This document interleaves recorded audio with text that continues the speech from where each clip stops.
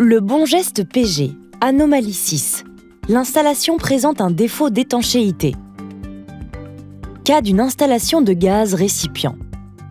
Toutes les installations intérieures de gaz neuves ou modifiées nécessitent une vérification de leur étanchéité à la fin des travaux. En effet, un défaut d'étanchéité conduit à une fuite incontrôlée de gaz sur l'installation qui doit être prise très au sérieux.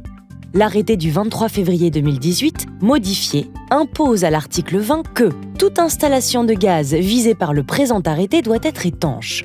Le guide général CNPG Installation de gaz précise quant à lui que l'installateur doit effectuer un essai d'étanchéité.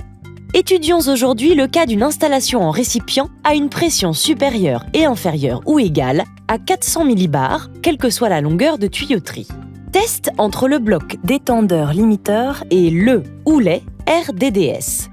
Lorsque l'installation fonctionne à une pression supérieure à 400 millibars, l'installateur doit réaliser un essai d'étanchéité à l'aide d'un dispositif manométrique entre le bloc détendeur limiteur et le ou les RDDS. Pour cela, enlevez tous les accessoires sur l'installation, puis branchez le manomètre sur la tuyauterie à la sortie du bloc détendeur limiteur, mettre en pression la tuyauterie à 3 bars et patienter 10 minutes. Si la pression de l'installation est restée stable, la portion de l'installation a satisfait à l'essai d'étanchéité. En revanche, si la pression a diminué, une investigation complémentaire devra être engagée sur cette portion pour déterminer la ou les localisations des fuites à l'aide d'un produit moussant. Test entre le ou les RDDS et les appareils. Lorsque l'installation fonctionne à une pression inférieure à 400 millibars, l'installateur doit réaliser un essai d'étanchéité à l'aide d'un dispositif manométrique entre le ou les RDDS et les appareils.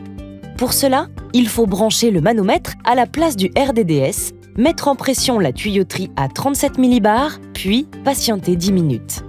Si la pression de l'installation est restée stable, votre installation est étanche. Vous pouvez établir votre CC2, le soumettre à l'un des 3 organismes de contrôle, l'éditer et le remettre au client.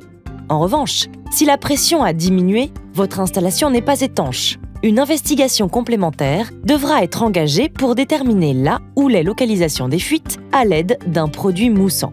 Attention! Ne pas réaliser le test d'étanchéité de l'installation expose votre entreprise à un DGI, danger grave et immédiat, et, dans le cadre de l'appellation PG, à une radiation temporaire de 25 certificats de conformité non qualifiés sur une durée maximale de 1 an. Pour plus de renseignements, rendez-vous sur www.lesprofessionnelsdugaz.com.